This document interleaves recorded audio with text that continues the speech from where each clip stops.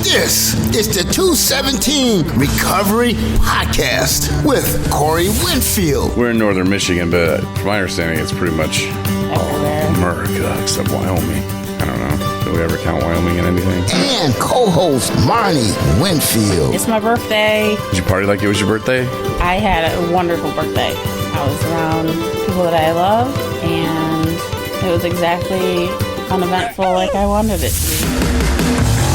Welcome to the 217 Recovery Podcast. It is St. Patrick's Day, 3/17/2024. My name's Corey Winfield. My name's Marney Winfield. Welcome to the 217 Recovery Podcast. It's Marnie's birthday. It's my birthday again. Yeah, that was from 2020. That drop. We were holed up in a hotel fighting COVID. It's a cute intro. I wish you could use it all the time. Yeah, well, we didn't have COVID, so we weren't really fighting COVID, but Not then we didn't. we were trying not to get it. And again, even in that podcast, well, because I made that open last year and we used that. And then I talked about how I still didn't believe in COVID. Mm-hmm. Well, I believed in COVID last year because I got it twice from Marney. Whatever. Getting at her job. Things I do for you, my love. No, but I hope you had a great birthday. I didn't do anything for you. I made you breakfast that sucked, but you had bacon too. So See, I don't know why you have to die. It was wonderful. It was great. We had a great dinner last night. We went out to one of our favorite restaurants here in Traverse City. And then this morning was pancakes and bacon. And I mean, who doesn't love pancakes and bacon? right? But I mean, the pancakes were me. Well, Which I did post the recipe, and there's something about cutting it in half that just doesn't work out so well. yeah. But it's on our Facebook page if you want the recipe. Watch this guy. He makes pancakes in the video, but he gives the recipe on there. And I made it just like he said the first time. It was good. And then I halved it, and it wasn't so good. And then I halved it this morning. It wasn't so good. But this is something that I'm learning in recovery, too. It's you got to do the things that sometimes you don't want to do. But, of course, I wanted to make you breakfast until I look over, and it's 7:03, and I had my alarm set for 7:05. And I was so tired, and I was like, oh, I just want to pretend it's not happening. And I was like, no, I really don't want her waking up to my alarm on her birthday. So let me turn that off real quick, and which I did. So you didn't have to wake up with that. And then I got up and I made you some breakfast. But that's the stuff that you do for people you love. Yeah. You know, you would do that for me in a heartbeat. You'd get up at 2 a.m., you know, and I don't know if you'd want to eat breakfast at 2 a.m., but you would do it. I would do it. You would do that for I me. would. So that's something that you just have to kind of realize, you know, in early recovery, like that's the things that you're trying to change. You know, those are the things that you're trying to change, because the old me would be like, whatever, I got an excuse for you. Mm-hmm. I overslept. I didn't see my alarm. I mean, list goes on. Mm-hmm. You know, of excuses. We become really good at making them. So, yeah, I had to get my ass up and I had to do the damn thing, which I'm glad I did. And, you know, I tried to buy you some smell goods yesterday, but you didn't think they smelled good. It's just, okay, well, two things. There's a two-part thing I want to share about. Okay. One is that I think why you felt so obligated about the pancake breakfast is because you asked me, like, beginning of last week, what do you want for your birthday? And I just said, breakfast. Yeah. So, I mean, that kind of set the stage for you to feel like that you had to do that, I think. Even though we had other stuff that was obligations for later, in that later morning. Yeah. Which normally... Which you do make me breakfast when it's not my birthday. Mm-hmm. It doesn't happen. You don't have to get up at 7. It's just you make it whenever you get up. It just happened to be today that you had other obligations. Yeah. Normally I'd get up 8, 9, whatever. Would have made you breakfast. It's not like I was like, I want breakfast at 8. Right. Yeah, it's not like that. Yeah, you're right. Because we had to go to the office because I was chairing the Recovery Dads meeting, which I don't know. We'll think. Well, hopefully, you know, we'll figure that out. But if we move it, I want to do the Recovery Dads podcast. You know, which is going to be way different than this podcast. And we'll see. Still working out the details on that. We're going to do a podcast tomorrow with this guy. His name is Patrick Jones. And I talked to him last week. Cool dude. He has this whole program set up. Because you know how recovery is all about changing your life. I mean, it is. Right. You know, people don't understand that, or maybe people do and they don't want to. I have no idea. But you have to change the way you live. Right. That's fact. Some people don't want it. Well, I still want to hang out with Gerald and them. Well, Gerald and them still get high. Gerald and them still drink. That's probably not the people you want to hang out with. Yeah, but they're my friends. Okay, don't call them for a week and see how many times they call you. Well, and that's real quick. That's exactly what I say all the time is living in recovery is exactly that. It's it's not about not drinking or drugging. It's about living in your sobriety or your, state of without any mood or mind altering substance and just being able to be you and living in an environment and circumstances that you are in control of that create that safe place where you can have fun and, be productive and still live life on life's terms, but not engage in stuff that's sketchy and leading you in the wrong direction. But Gerald and them, I have fun hanging out with them, and we do March Madness. We do a bracket together. How can I do that I could do it without drinking. I'll just go over there and just hang out a little bit. Again, call Gerald and them, or don't call Gerald and them for a week and see if they call you, they're just going to be like, hey, man, you got anything? That's the only thing they'll ask you. They're not going to be like, hey, man, what's up? How's the kids? Oh, yeah, you don't have them. Yeah. Are they going to fit into your plan of changing your life? If your answer is no, then move on. And it's not because Gerald and them are bad people. It's just Gerald and them aren't on the same page as you. Right. You have to cut ties with all those people. Right. And that's what Patrick was saying. And he's got this whole program. And hopefully my want is to get me, Mitch, and Justin on his plan. Because it's the way you eat, it's the way you exercise, it's the way you live. Because I got a little son coming in May. I want to be around for his 10th birthday. But the things I'm doing now, some things are good, but my stress level is through the roof. Right. My eating habits are horrible. I'll do good for like half a day, and then I'll come home and be like, and it was all for naught. And I was explaining to him when I used to drive people to treatment all the time, how I would do good for like a week or so.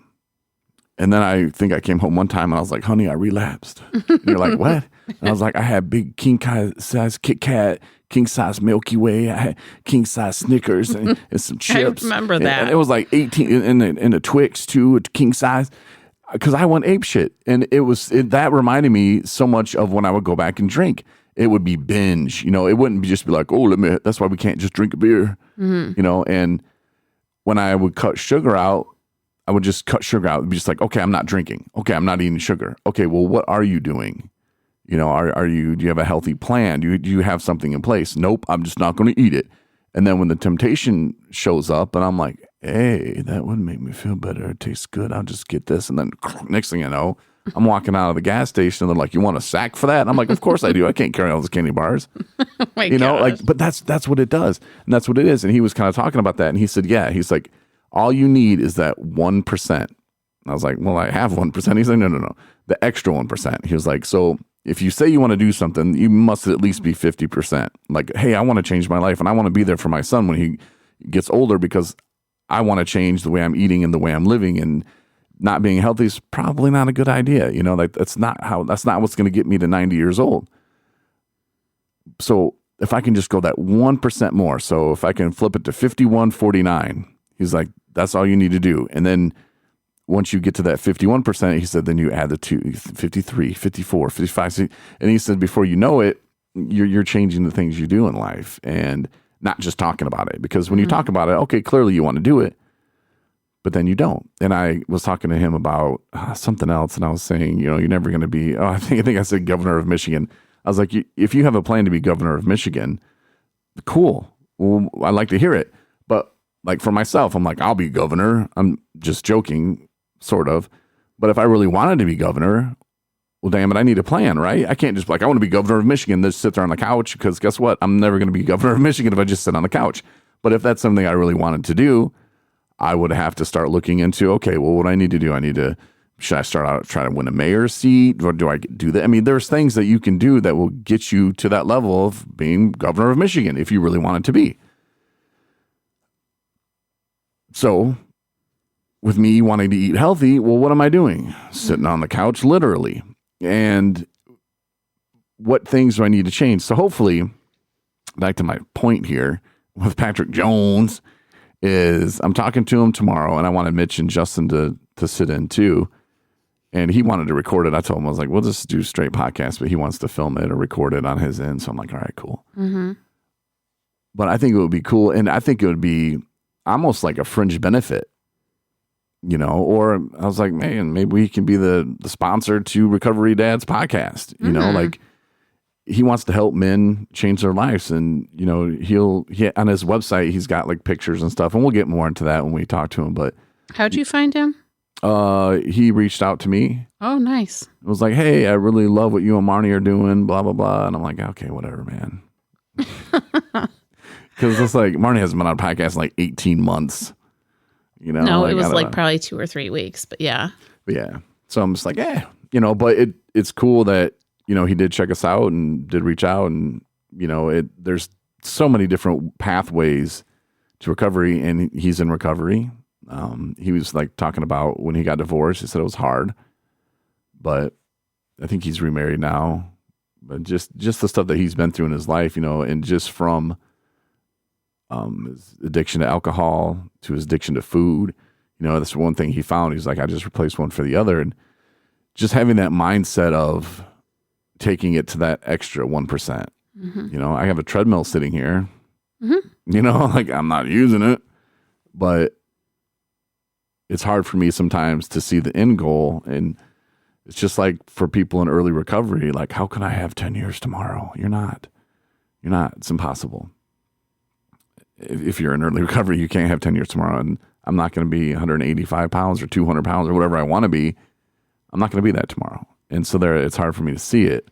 And it's going to take work. And it's so hard to get going sometimes, you know, like, oh, I got a new routine. But I think the main thing I need to really start working on, though, is the stress. Yeah. And they say exercise does help that. So maybe there's something in there. But yeah, it's like a little club, I guess. Or, maybe it's not like a little club. I have no idea because I haven't really talked to him about the program thing that he's got going on. But I think from what he was saying, it's almost like I don't want to say a meeting, but I think it's something that we'd all check in and every week. And it's like a support system for whatever his... What would you call it? It's a he's program? got a name for it, program? Actually. Yeah. Whatever. Check in with his program. I don't know. Yeah, anyway, there's more. That's tomorrow. exciting. Yep. I didn't know much about it. You mentioned it, like the tiniest little bit about it, but I didn't. Mm-hmm. This is what I've heard. So I think that's great. Yeah. Because especially if the guys at work, you know, it's like none of us, and I'm not going to speak for them, but I am, none of us really live in the healthiest lifestyle. Can I like have a side note and just like somehow get him a message to this man, say, please don't cut sugar entirely out of my husband's diet because he becomes the crankiest man alive. Well, it's the withdrawal. And he asked me about that when I told him that I cut sugar at one point. He's like, how are the withdrawals on that? I was like, oh, it's horrible. Yeah. He's like, yeah. He's like, people don't think that. I'm like, yeah, I know. You're crabby and like, yeah. They say it's worse than crack. That's what I heard somewhere. They said it somewhere and put it online. I don't know about that, but that's what they say, that the sugar addiction is worse, and people laugh at you. Yeah, whatever, dude. No, it's real. It is real, and people who've ever gone through that will tell you it is real. Mm-hmm. Mm. But we'll see what happens. Good for you, hon. Tomorrow. But yeah, there's lots of opportunities with that, and I think it'll be fun. But just like everything in recovery, it's about change. You got to change your life, change what you're doing. Mm-hmm. It's about living in the solution. You know, I'm going to drive past that Dairy Queen every day when I come home from work. It's not moving, you know, so no, I don't really stop at Dairy Queen, but I get home and it's just, I don't know.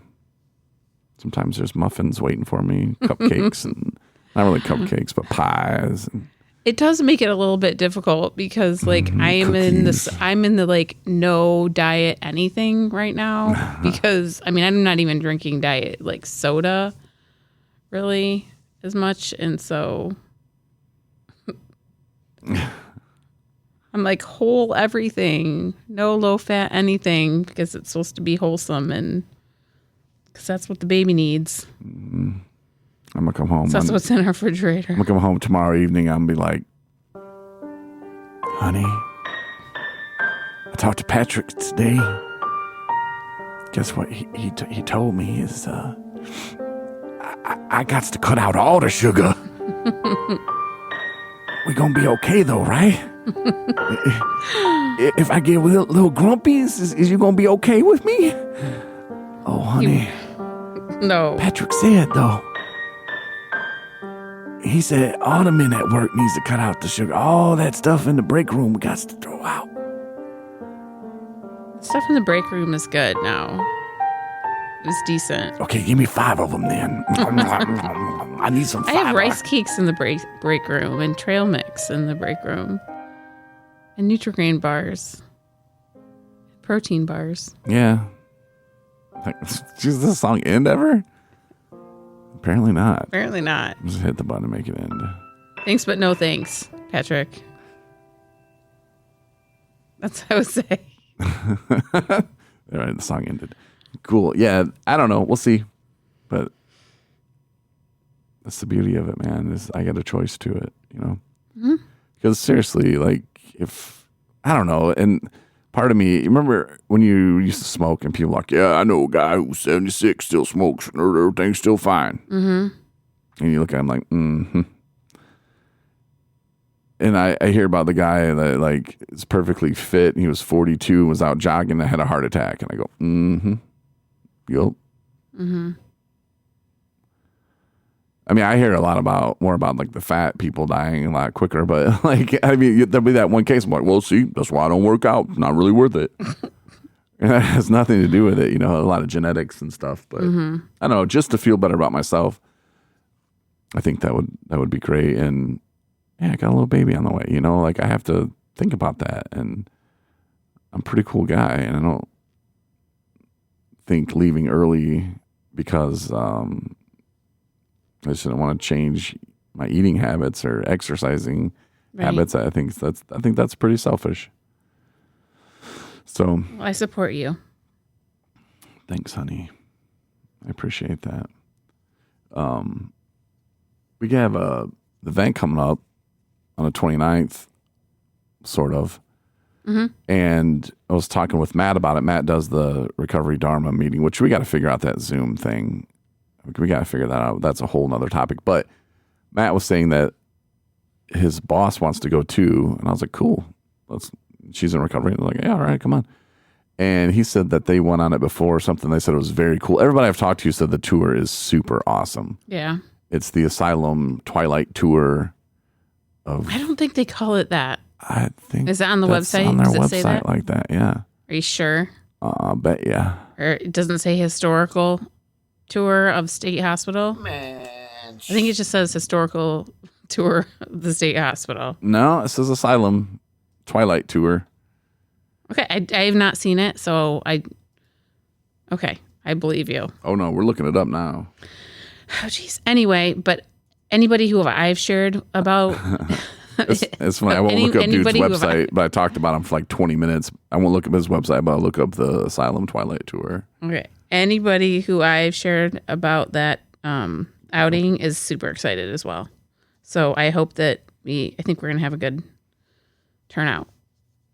For sure. It is thevillagetc.com/tour. Okay. It's our website. And if you go there, it says take a tour, and you scroll down and it says guided historic walking tour. Mm-hmm. Yep. Which is not the one we're doing. That's a 2-hour tour of the village campus, 30 bones a person, 12 and under. The Asylum Twilight Tour, the one we're on, is a 90-minute tour, $35 a person. Got to be 16 or older. Anyone under 18 got to have a parent, legal guardian, because it could get hairy. Yep. Okay. It's an excursion into the basement of a former men's ward cottage. Nice. As well as the underground steam tunnels. Okay. Yeah, just keep me posted. So it's going to be good. That'll be fun. Yep, it will be. The 29th of March is when we're doing it. And we were going to do like a contest online, but I don't know how that's going to work. Because they were like, don't be putting our pictures online. I said, okay. Yeah, I think we'll just see who's all interested. And then when the spots fill up, the spots fill up. But people be knowing about it. Yeah. Already, so be all right. we'll let you know. We're going to post pictures. We can't take video, though. We cannot take video. No, just So there's so many ghosts there that someone will go ahead and catch one on camera, and they don't want that. Still waiting for the first ghost on camera. I can't move.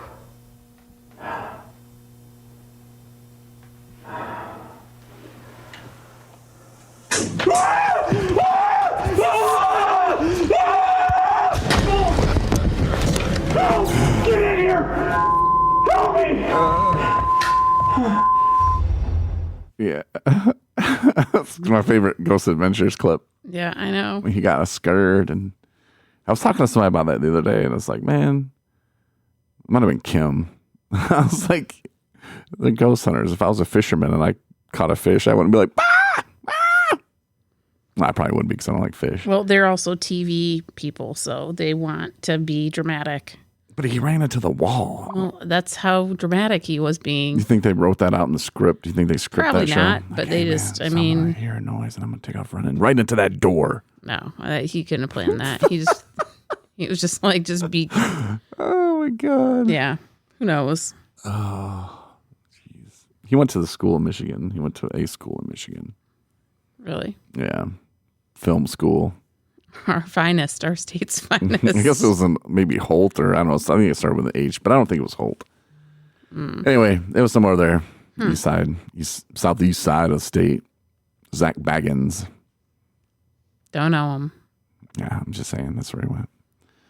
So that'll be fun though. And hopefully next month, I'm waiting on the Detroit Tigers to holler back at me. Because they were like, hey, here's some tickets, maybe. I mean, email didn't really say that, but I said, Is that sure. what you're shooting for April? Yeah. I think it was the 18th, if my mind's... Why'd you look at me like that? Oh, no. I think it's 8. What, is something else going on the 18th? No, Okay. I don't think so. Oh, well, they're playing the Texas Rangers, who are the World Series champions from last year. So it doesn't really mean much this year. They should play the World Series at the beginning of the year. While everybody's healthy, get it out of the way, and then like you could watch your team play the rest of the year, and you're like, well, we're the champs this year. So you're like, oh, the champs are coming to town. Instead, they make you play through the whole season. Well, fingers crossed on that one then. Yeah. Anyway, We don't know back for to- sure. yeah. Don't get people excited about something that might not happen. But I don't see why it wouldn't. I'm just, you know what I'm saying? How long are games again? It's 2.5 hours now because they have stopwatches or something. I haven't been to a game. Well, we went to the game, the Pit Spitters thing, Yeah. but that was that was like college kids stuff. But yeah, I haven't been to a real game, and I don't know. It's been a minute. Maybe Texas. I think Texas Rangers. But, yeah, so fitting. I would want to go see the Texas Rangers again. No, the Cubs were. Yeah, and Sammy Sosa was about to hit his like whatever home run. But he wasn't doing steroids no more, so it was hard for him to hit home runs, so he didn't hit one that day. Yeah. But the Tigers, it would be interesting, I guess. It would be fun to get a bunch of sober people, and we'd have to get like a bus, I think. Because last time, and this time we would still, want to include addiction treatment services here in Traverse City, but like last time we had them drive like buses or something, their little vans. And, Yeah, they have vans. yeah, not little vans. I'm not trying to say like they have little vans, but it'd be cool to get like somebody else to drive us. Do like Like a party Greyhound? bus. Yeah, but not a Greyhound, but something similar. I don't know. Just so I could sleep, not have to drive. Like you would sleep. Mm-hmm. No, you wouldn't. Maybe. No, you wouldn't. Like, everybody quiet down back there. I'm trying to go to sleep up here as we're heading to the game. Wouldn't happen. It's cute though. I wonder how much that would cost. Like $50. How much would it cost for us to pay somebody to drive a bus there with us? A lot. Couple hundred, couple No, thousand, probably under that. 100,000, No, $250. 500 maybe. Oh, ain't bad. Take back That's my pop cans. guess. We should do a pop can drive. That's a lot of cans. It is a lot of cans. Then we have to pay somebody to crush them all to get our money. Because you know how long you'd have to, that would take forever. The guy behind you would be so pissed off. You'd have to break it up. I think they would like stop putting cans in there, man. We had to change it out 5 times. You just roll up, all the other machines are broken. Don't you hate that when you go there and you got some cans, you got like maybe 1 bag and there's some guy with like 20 or 30 like beer. That's happened to me like a couple times at Costco because they only have 1 returnable. And I'm like, you're literally, can't you just punch out and let me do this and then like start another slit? Like, that's what I would do if I was them. Like, you really going to make me wait? And then I just, but then it's like, you know what? What other people do, I'm not in control of their mindfulness. If they want to just be in the zone, whatever. But let them in the zone. Yeah. Anyway, anything else you want to talk about today? Nope. I'm just, I'm excited to have this child. That's about it. Yeah, your belly's getting pretty big now. You feel what I feel like. Now you know what it's like to be a fat guy. Everything is not a little as harder. easy. Yeah, it's not as easy. I'll tell you that. See, let's go to Seattle. Maybe walk up some hills. Hey, let's put together 2 desks in 1 week. That was what I did, and I was like, man, I'm feeling this for sure. But yeah, it's not Uber. Let's just walk it. Let's go. Well, I could, yeah. Yes, I just said I'm a fat guy, and that fat guys feel exactly what pregnant women feel. It's a beautiful thing, though. I'll take it for sure. But yeah, the countdown is on, so 10 weeks left. Hell yeah. So we should check in every week then. We can, yeah. Okay, we'll do weekend check-ins with Marney. Okay. From the home studio. Yep. Yeah. Sounds good. Cool. And then I'll do a podcast tomorrow with Patrick Jones from the North Studio with the guys, and we'll see what Patrick's got going on. All right. Well, thanks, Marty, for joining me on the podcast today. I mean, you're the co-host, so. For sure. Appreciate that, and happy birthday. Thank you. I love you tons. I love you back. Thanks for listening to the 217 Recovery Podcast. We hope you come back for our next episode.